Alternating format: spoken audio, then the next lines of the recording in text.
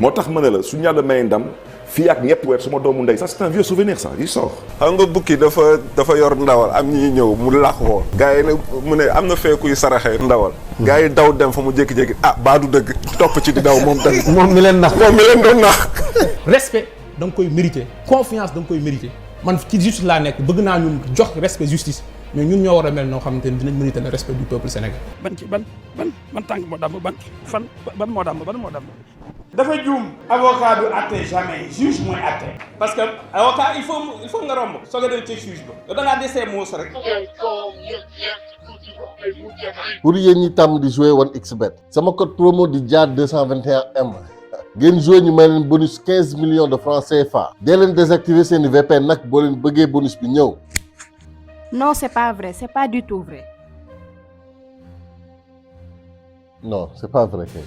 c'est pas du tout vrai. alal jaraluma sànq sama jeunesse. pourtant daa mel ni garaawul. Mahfouz da koy def ak Fallou ak yeneen influenceurs yooyu. waaw pour leur intérêt crypto personnel. dinañ sànq ñu bëri ci kàttum xaalis. ils s'en foutent éperdument ci li mu mën a yàq ci jamono. na seen poche fees rek. ñu prank leen pour certains xaawi seen sutura manqué leen respect ba noppi ñu kiloo leen mais bref ceci n'est pas le sujet Madi Diagne nee na Jadine la jiinde youtubeur c'est presque drôle ndax Madi ne pense même pas si bien dire we are not the same I am a Martian Moussa Ndiaye Diatta Ndiaye bëgg lekk ndeysaan biir baa fees mënatul nooyi mu ne wuy sonn naa say my name waaye Aïcha Ndiaye Moustapha Meng nee na ñun waa Maroc yow la ñuy topp maa ngi ñëwaat ci yéen mes chers abonnés na ngeen seetaan vidéo bi ba mu jeex man dama leen bëgg waaye nag may leen ma génnee li nekk sama xol déglu leen tonton Bart ñu ñëw. ana ñu fi woote woon xeex ana ñu. ci nga bokkoon dama ne. non ci nga bokkoon. dama ne. non ani ñi ci woote woon xeex mais ci nga bokkoon. kon nag xoolal mais ci nga bokkoon kon nag xoolal wax ci. léegi yow non dama ne kon nag ana ñu fi woote woon gatsa non dama ne. non acca bismillah man bokkuma ci woon. non bokkuma ci woon parce que Khalifa Sall ci la bokkoon parce que même gatsa boobu sax dañ ko attribué Khalifa Sall. waaw dañu ne mais loolu laa lay wax su la neexee donc mais c'est ça. donc ñi fi woote woon gatsa ñi fi woote woon xeex yéen ñii la yéen waa taxaw. man j'ai prôné le dialogue. et Paty Sankana et tonton Bart. et tonton tu m'as décidé wallaay azim rusloo nga ma ndax man dama yàgg gis nitu principe ci yow un homme fort intelligent et pertinent nekkete yoo tonton yow vrai cowboy nga merci Pape Ngagne Ndiaye waa ji nee na ko ani ñi woote woon xeex mu ni ko ci nga bokk mu ni ko ok ani ñi woote woon gatsa tout ça pour tirer sur Sonko Pape Ngagne ne ko xaaf la moom mu rocci boppam nank ne ko man bokk ma ci mais tonton Bart n'oubliez pas ñun gis nañ la bëccëgu ndar kàmb li nga fi def ci homme politique kenn defu ko fi man de mosuma ko gis fii ci Sénégal depuis ma teew te nag maa ngi bëgg a yàgg sur terre ah waaye ñaari homme politique laa ma si gis ñu brandir arme kenn ki moom on l'a vu tirer muy yow keneen ki moom daa viser rek muy sama tonton Sall ngaari lam tooro donc tonton Bart ani kañ la yàlla di fay wax bàyyi jëf bu dee sunu président dafa wax tax ñu jàpp képp tëj condamné ana lan ngay def ci biti yow ba teyub yàlla gii je ne suis pas d'accord nag ak ñi naan tey justice pour Ndiaga Diouf bu dee dëgg la ni nervi la woon bu dee nangu woon na xooxatal doomu aadama ngir sagaru 15 000 francs whatever na doon 15 milliards bu dee jaral na ko moom ak ku mel ni moom mais la justice est faite par les humains et pour les humains pas pour les chiens I'm sorry mais tonton Bart les circonstances li tax Babacar Touré Mandi Mori di wax waxu légitime défense gis nañ ko bëccëgu ndar kàmb du légitime défense ku ànd ak man danga ma koy nangul ku àndul ak man danga ma koy nangul parce que ndaana la loolu mooy dëgg alors sa doomu ndey seeti nga ko kaso wala non lu tax mais même Khalifa Sall bu mu nekkoon ci kaso gi je suis jamais allé le voir non du ma ko def Khalifa Sall balaa may dugg ci kaso gi di ko fa retrouver defoon na un an et demi. non sentiment le principe la. non du ma wala non dama bëgg a xam. bon ma tontu la dama gëm ne ni foofu du place am du ma ko fa dem. seet non mais laisse-moi terminer tout de même c'est impossible cette histoire là dama ne du fa place am du ma ko fa dem seeti man su may tëdd kaso man tëdd naa kaso ñetti yoon su ma papa musuma ñëw seeti maa bañ parce que du suma place su ma yaay musuma ñëw seeti ci kaso maa bañ. su ma benn doom musuma ñëw seet ci kaso maa bañ de suma place Khalifa Sall balaa ma koy fekk ci kaso bi mi ngi woon ci kaso bi depuis 1 an et demi waa Rebeuss ak may dégg je n'ai jamais mis mes pieds en prison pour dem seeti Khalifa Sall jamais de la vie ba bés bu may dugg ci kaso bi pour le retrouver en prison je n'irai pas voir mon frère parce que c'est pas sa place c'est tout te dugg su amee génn day am donc raison boobu rek nga ci bëgg a teg ñi nga xam ne yaa ngi gis ñi ngi dem di ko seeti di ñëw. mais du ma fa dem nee naa la Khalifa Sall mais man Khalifa Sall était mon responsable politique 1 an et demi je suis pas allé le voir en prison c'est pas sa place te moom su ci yàlla àndee incha allah su ma doom ndey am naa yaakaar fii ak ñetti weer day génn maximum incha allah. ndax seeti nga sa doomu ndey ci kaso bi mu ni du ma fa dem ndax du place am Pape Ngagne jox ko bal bi nekk looy def mu bule ko en touche toog teg xel Sonko nga ni xaaf guy ga nga ni Dakar ga mais nag on l'a senti cette gêne légitime mais nag vraiment tonton Barth bàyyil di wax sama frère fii moom fraternité du ma sax ni amu fi mais daf fi musula am Sonko la xolam tooñ rek mais on le comprend il n'est pas politique amoon na confiance lool mais bon paaka bi lay rey sax sa mbokk moo koy daas jox sa noon massa nag mbokk mi nga xam ni mbokk de circonstance rek la tonton Barth nag sans vouloir vous manquer de respect su ma lay déglu benn image rek kay ñëw sama xel bu doon man maa nekk sa place di jëfee di waxee ni yow je dirais alors que damaa nekk bon ngeen baal ma ci kàddu gi ndax image bi moo dëeti day mel ni dama nekk di mar samay propre taat voir déjà l'impossibilité de la position et l'absurdité du geste maanaam jéem a defal sa bopp quoi jéem a gëmloo sa bopp li ngay wax te nga xam ni crédibilité moom mel na ni ndaw ci yow dem na abadan daay man du dikkaat donc nee na fii ak ñetti weer la Sonko di génn déglu leen ma tonton Barth bu baax nag. donc fii ak ñetti weer mooy après les élections. mais parce que mënul demee neneen parce que le président de la République c'est pas moi et c'est pas Khalifa Sall te ku fi nekk sequma waxtaan jooju ak moom man lu ma seqoon ak moom mooy waxu 3e mandat ak bàyyi gars yi ñu bokkaat ci élection yi. te mu dem ci jàmm ak salaam. loolu laa doon lijjanti ak moom. donc argument yi ngay dégg que DGE dañ ko war a jox ay fiches am. duñ ko def parce que c'est injuste mais duñ ko def. nee naa la ba ñuy éliminer Khalifa Sall dafa nekkoon ci fichier bi. man nga déggul man nekkuma di la nettali un rêve dama lay wax lu ma dund te yow nga fekkee ko ba ñuy éliminer Khalifa Sall mi ngi yoon ci fichier électoral bi. ba ñuy éliminer Khalifa Sall retiré na ay parrainage am ba déposé ay parrainage am ba ñu jox ko quitus ba ñuy éliminer Khalifa Sall le rabat d'arrêt était suspensif waaw dama lay laaj xeetuma tey jooju mais moo gën a ne fang sax bii nga mel ne ay waxu DG ay waxu xawma lan xam nga lu fi am metti na nag ci dégg-dégg mooy muñ ak moytu parce que ëllëg dina neex incha allah parce que injustice buy am dëkk bi mënutul continuer moo tax ma ne la suñu yàlla may ndam fii ak ñetti weer suma doomu ndey ça c'est un vieux souvenir ça il sort il n'a rien à faire à l'intérieur il y a pas de compétition il est victime d'une élimination lan ngeen déggul tout de même il faut accepter que c'est comme ça c'est tout mënoo ci dara man mënuma ci dara te xam naa ne que yow soo ci mënoon dara tu l'aurais fait man mii su ma ci mënoon dara tey je l'aurais fait d'accord dañ ci mënul dara parce que ba système bi toogee ba tey ak président Macky Sall kan moo ci am responsabilité élection responsabilité kan la mais elle est collective donc déjà tonton Barth nee na mënul demee neneen ndax le président de la République ce n'est ni lui ni xaaf maanaam daal exécutif moom mooy judiciaire amatul segg ak xaaj du samay kàddu nag Barth ko wax c'est triste venant d'un homme comme lui ndaanaan bu toll nii ci moom ni mu koy waxee toog naan mënul demee neneen xanaa doo ma ne président de la République mooy tëjaate nag wala DGE duñ ko jox ay fiches c'est injuste mais duñ ko def mais venant de cet homme kàddu yi warul woon jib ci penc mi c'est triste niveau bi tonton Barth wàccee suñu pouvoir judiciaire bi comme si daal vraiment amul benn njariñ ci réew mi ça me fait mal di dégg lii ci maire de Dakar boo leen seetloo aussi lépp lu mu wax wala luñ ko laaj ci Sonko mu tëkkale ko ak Khalifa Sall mais tonton Barth ndax mën ngaa comprendre ni xaaf du ñun te ñun duñu moom ci dinosaure politique yi la bokk vous faites de la politique paléolithique ba ñu ko waxee président ne ko xoolal kii il ne veut même pas se mélanger à son peuple day takk masque fu mu toll président daf ñoo ne non soyez doux et gentil s'il vous plaît waaye moom ci boppam ba mu gisilee boppam da ko ne dindil masque bi lii yëpp ay signe la tonton Barth nee na li fi am mooy muñ ak moytu kàddu yi nag bi ko tonton Barth waxee automatiquement j'ai vu Blaise Compaoré ba muy wax lii d'avoir perdu un ami bien sûr et un regret aussi qu'à un moment de sa vie il ait pensé à nous liquider dommage ouais, c'est dommage.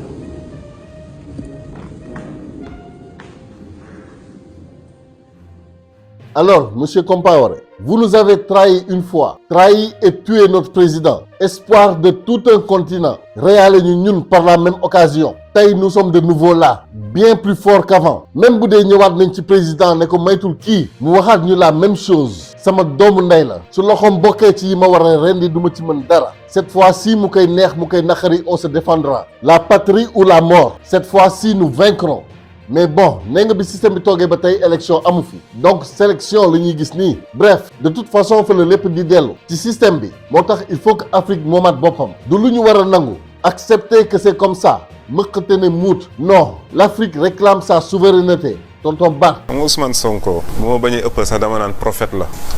daf ñuy révéler maanaam l'état de droit ni ko sunu politiciens yi doon violé daf ñu ko doon révéler xam nga am na ay jamono mu fi wax naan Sénégal ñi ko bloqué matuñu 10 personnes.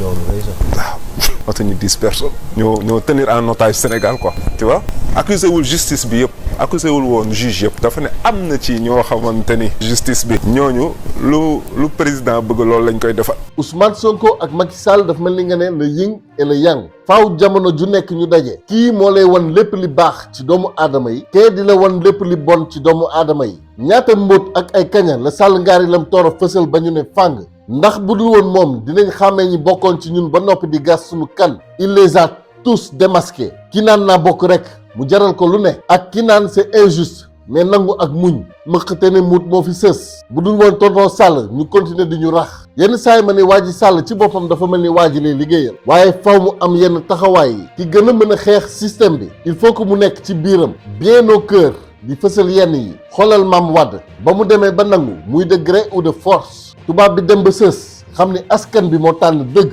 dañ ko jox lépp mu ànd ak ñoom di masla waaye ba mu fippoo di leen tëbal nànk-nànk ca lañ ko embargo jaxase ko ak askan bi da ngay xëy courant sax doo ko am massa gaz ak yu ni mel lii nag mooy problème mu Sonko dafa maslaawul dafa jaar ca digg ba. bu fekkee ni nag ñoom seen conscience mayu leen ñu nangu xam ni ñaari juge bu Dakar ak bu Ziguinchor seen atte dëppoo. bu fekkee ni seen conscience mayu leen ñu xam ni booy bi am na dëgg bañ a di def recours Cour suprême kon cela veut dire que ne ñu xam ni nag lii moom singali la quoi. waaw lii mooy que du ma wax sax état mais dama naa parce que état boo ko tuddee rek tudd nga Sénégal yëpp wala tudd nga administration yëpp tudd nga ñëpp daal ci genn tu vois mais da nga naan Benno Bokk Yaakaar ñoom ñoo bañ Ousmane Sonko dem bëgg utiliser machine judiciaire ci tënk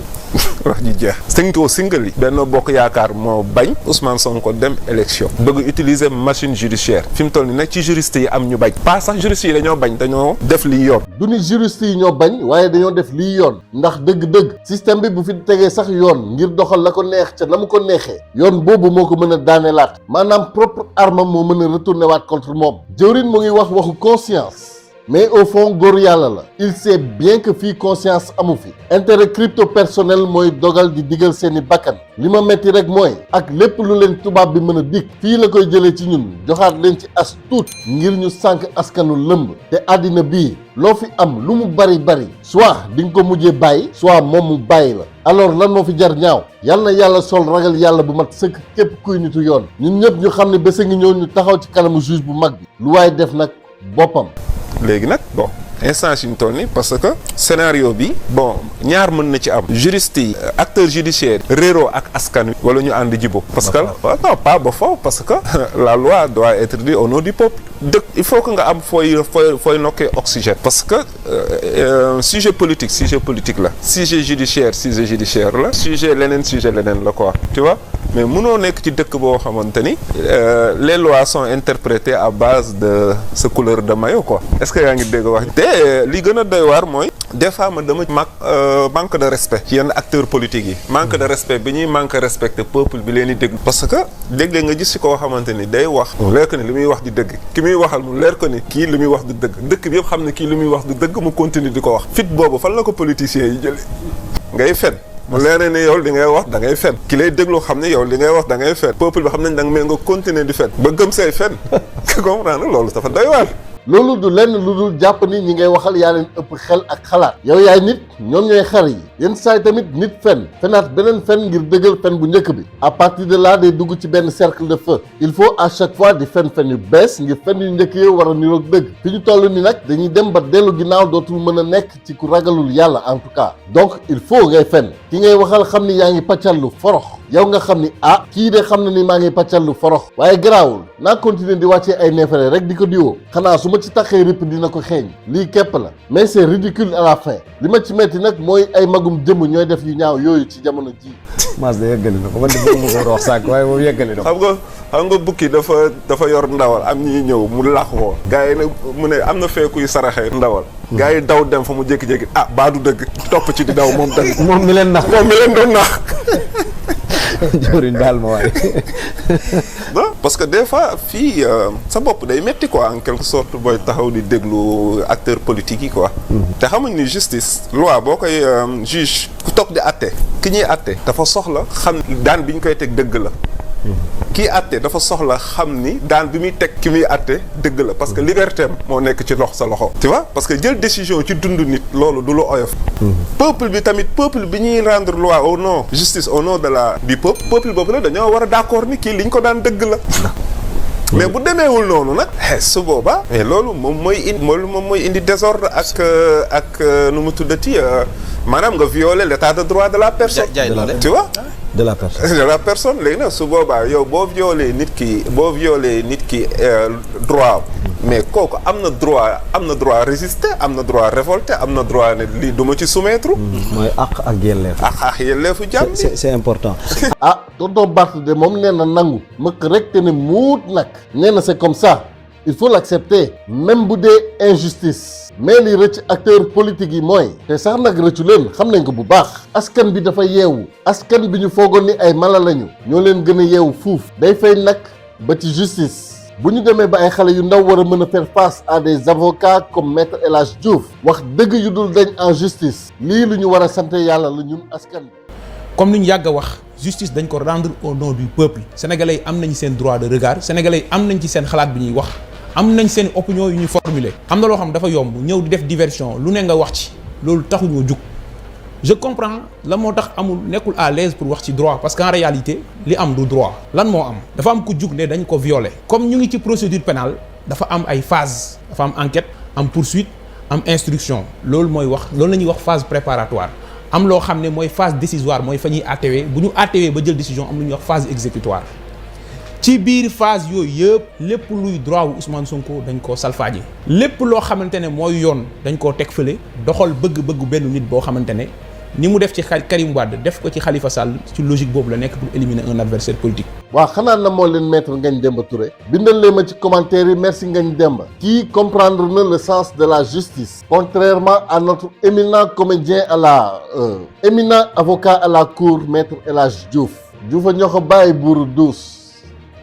astafirullah non maître mënul ñàkk Sénégal vraiment sama xel day dem ci moom rek sama stress dem xoolal déception bi ma àndaloon rek ci début vidéo bi il a suffi que ma agsi ci jotaayam bi ak maître Ngagne Demba Touré fàttali ko waat ay moment rek ay ree jàpp ma vraiment il est temps que magum tey xam ni ñun la jeunesse d'aujourd'hui nous avons compris te suñu réew daf ñoo jaral ñun la jeunesse d'aujourd'hui du ay nit ñoo xamante ne pour leur strapontin pour leur privilège parce que dañ leen di dikk xaalis parce que lan seeni privilège nañ bëgg a sàmm parce que lan am na lu ñu leen téye ci ñoom état téye ko contre ñoom mu nekk une question de vie ou de mort parce que dañu am soxor dañu am inti benn nit ñi am seen complexe naan ñun duñu xeex pour ce pays on va se battre pour ce pays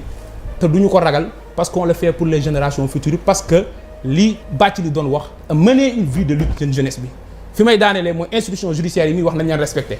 on respecte les institutions judiciaires moom fan la nekkoon moom maître aujourd'hui c'est aujourd'hui qu'on nous parle de respect de l'institution judiciaire respect da nga koy mériter confiance da nga koy mériter man ci justice laa nekk bëgg naa ñun jox respect justice mais ñun ñoo war a mel noo xamante ni dinañ mériter le respect du peuple sénégalais. voilà effectivement acteurs judiciaires yi ñoo war a mel noo xam ni daam justice dina mériter respect peuple bu mu mën ci doon mais tey ku seet ci benn maître El Hadj Diouf fan nga mën a teg justice boo leen fàttalikoo Serigne Modou Kara mës na koo wax ne ko yéen avocats yi da ngeen ñeme yàlla. El Hadj Diouf nga yenn saa yi ma gis ko ci télé bi damay bëgg rek bu ma mënoon nag naawee fi ma nekk ñëw ni ko nag ci ni ko nangam ak nangam waaye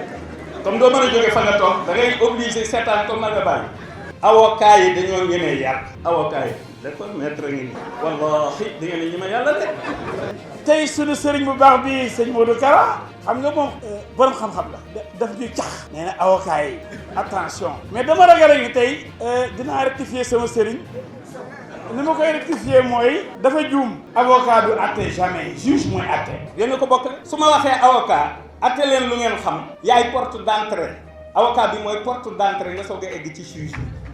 parce que avocat il faut nga romb soo ko dem ci juge ba yow da ngaa desee muus rek mais ba ma la déggee nga taxaw ci télévision naan Serigne Modou Kara di tudd député laa xam ne yow xamoo lu jiiri Serigne Modou Kara nee na ko da ngaa desee muus loolu moo may rey yéen a ngi fàttaliku lii waaw yéen a ngi koy fàttaliku kay wallaay Azim maître moo xoromu rek balaa ñoo agsi ci moom nag may leen ma sant leen gërëm leen yéen ñi abonné ci chaîne bi gis naa seen taxawaay Abdou Ndiaye nee na Pastef est devenu extra Pastef muy commentaire bu ma neex Al Ousseynou Diallo moom nee na li may def neex na ko étudiant la but I can call him élément Cheikh Anta Diop 1 million d'abonnés nag la bëgg ci Jadine TV alors yéen ñi ma yàgg seetaante abonné gu leen bu leen ko fàtte cliquez leen sur s'abonner ñu dem en route vers les 100 000 abonnés ci yéen rek la des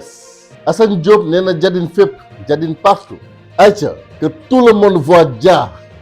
Benoît Gomis nee na Jadine xanaa je fais pas partie de ta famille tu me sapes chaque fois ba mu des tey Benoît du ma la sape tey yaa ngi ci biir frère bul retirer sa abonnement quand même boo demee doo gis fu mu lay tuddee j'espère que yaa ngi fi ba tey fais-moi savoir ci commentaire yi Jamil nee na Jadine xanaa bokkuma ci wala ni ma bëgg dellu ci Macky moo tax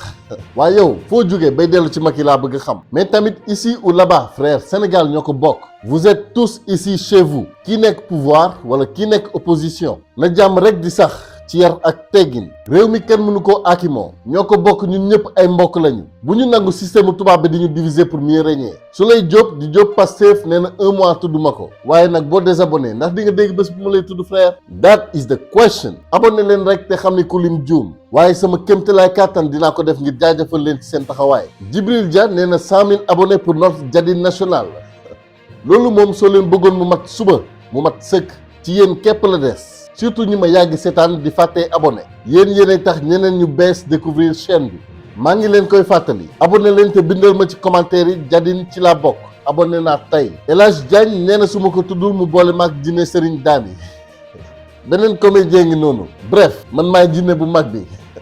Jules Pastef mooy Souleymane Ly bu Pikine 700 foofu ca Saint-Louis sama dëkku xol bi maa ngi fa fin d'année bi incha allah Khadim Sall tey may naa la dédicace di la jaajëfal ci sa teewaay am nga jaaraama Lamine Niang nee na ma souhaiter princesse bébé Aïssatou Rassoul Niang un happy birthday je sais que je m'y prends trop tard sax mais le meilleur reste à venir alors princesse bébé Aïssatou Rassoul Niang je te souhaite une belle vie anniversaire bi raw na ma booba tey defuma vidéo mais vraiment maa ngi lay ñaanal Lamine bu ma meree gars yi ñaanal leen bébé Aïssatou Rassoul s'il vous plaît Modou Diop nee na Jadine bàyyil di ma fàtte bi pas faw ma yuuxu non dégg naa la frère yaa ngi ci biir Ndiaye Khatim TV nee na Jadine yow rek laay topp waaye bu sell bi kat moo jiitu ah mais bien sûr ku jiital mu sell mi jiital nga sama askan ku jiital sama askan fonk naa la Ndiaye Jaata Ndiaye vraiment ku lim juum waaye seeni commentaire moo gën a gaaw ci ma gis leen alors ku fàtte woon abonné gaaw te nga bindal ma ci commentaire yi ci laa bokk am ngeen jaaraama. kër ñu koy wax Cheikh Bara Ndiaye mu ne Adji Sarr am na benn audio bu mu def di ci wax lu bari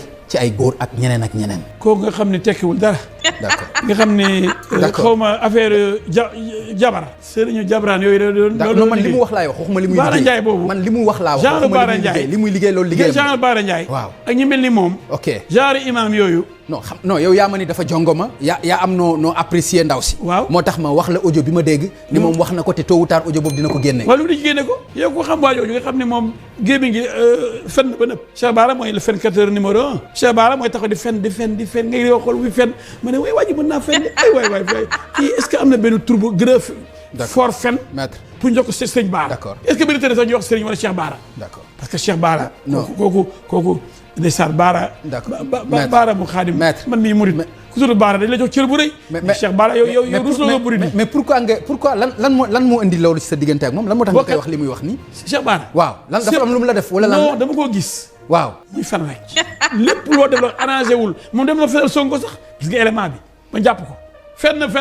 ba fenal Sonko ba yàq Sonko naan Sonko kat affaire moom la kat. vraiment ngeen baal ma ci kàddu gi mais man maître dama ko faa mais ci bëgg ne Cheikh Bara maanaam ngeen baal ma mais pour bañ a répondre ci liñ ko laaj mu ni Cheikh Bara fenkateur la nga baal ma Ndiaye Jaata Ndiaye mais dama seetlu fii lu garaaw nee na Cheikh Bara fenal na Sonko maanaam waxal na Sonko lu amul loolu lan la mooy période ba ñu jotee audio boo xam ne Cheikh Bara moo ci naan Sonko lañ ko jiiñ moom la wala yu ni mel daal Cheikh Bara expliqué na par la suite ni début ba la woon te amoon na ci avis waaye après nag gis na dëgg waaye léegi bu nekkee loolu mooy fenal Sonko alors kon maître nangu na ni li ñu jiiñ Sonko amul comprendre ngeen logique bi déglu leen maître. moom dem na fenal Sonko sax gis nga élément bi ma jàpp ko.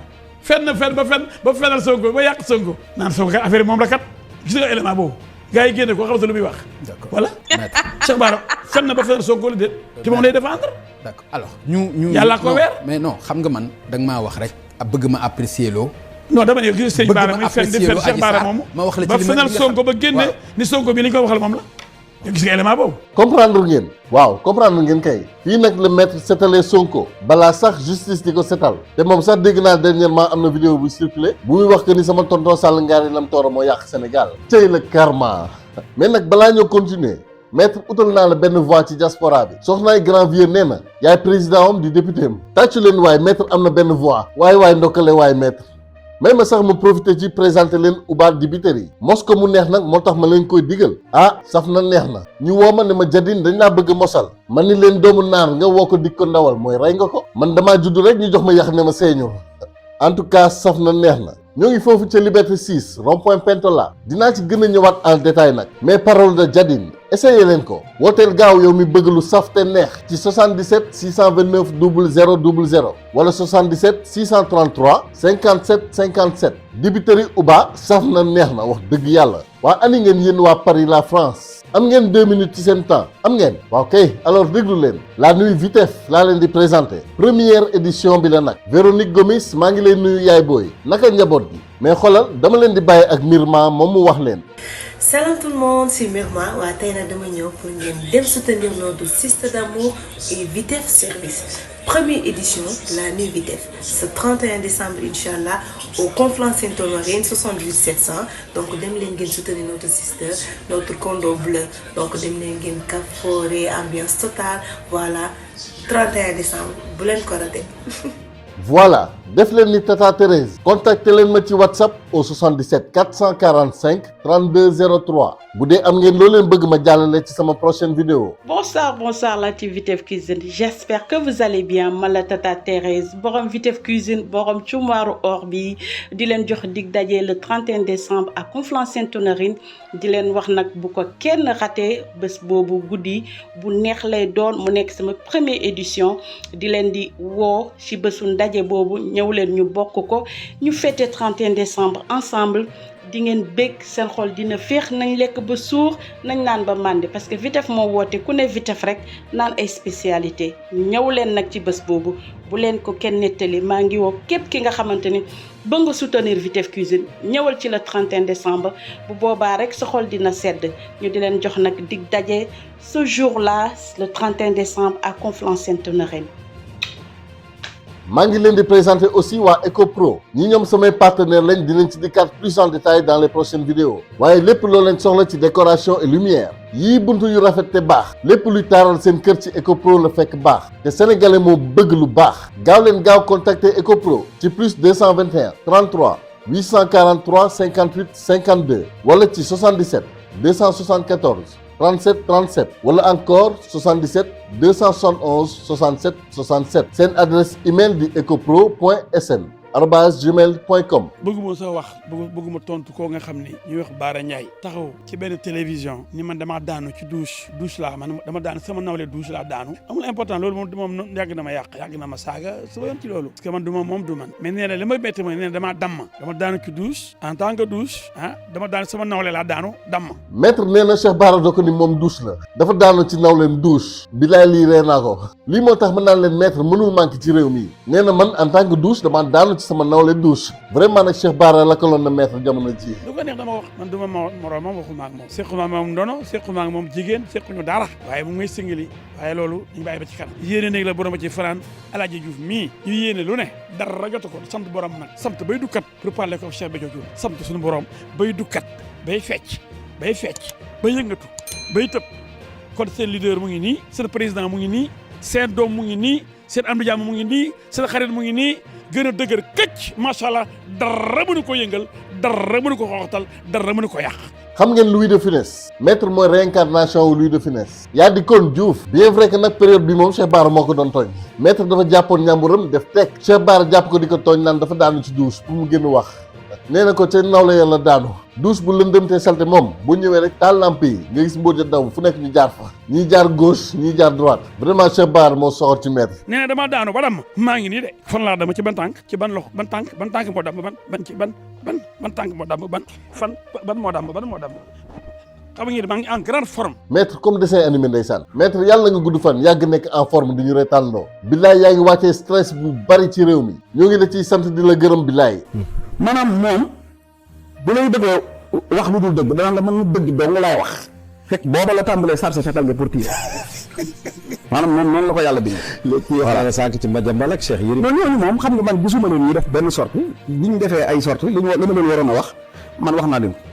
dégg nañ ko maa ngi leen di déglu parce que Yérim Seck moo génn ñu ne Touba dañoo leen inondé xaalis pour ñu jàppale Sonko mu ne loolu dëgg la parce que canal man du ma wax canal enseigné sax canal engagé laa koy wax waaw engagé ñu nekk ci TikTok bi di comédie waaw canal engagé kat la ndax ay comédie la ñuy def. du canal maanaam ay comédie canal engagé xam nga engagé bu Samsung. engagé waaw moom laa koy tudde canal engagé ñoom ay comédie la ñuy def. engagé Yérim ñu ko di fontoo naan mooy ki naan dëkkandoo yi waaw canal engagé loolooy canal enseigné nag. kon daal ñaar demi seen wax loolu canal engagé la ay comédie lay def. Cheikh Bara Ndiaye tamit ku am taxawaay bu am solo la ci réew mi ndax daf ñuy wan ni dëgg la du ni faaw nga jaar école ci yarum tubaab yi nos ancêtres les Gaulois pour doon nit nag nite te mën ngaa nite ndekete te doo jàng nii A nii B ñi daara yar ak ñi amul benn diplôme tubaab bi ñoo jàkkaarloo tey ci penc mi ak intellectuels yi ku la gën a complexé mooy ñàkk combat bi te complexe moom tey xam nañ fan la féete à bon entendeur salaam.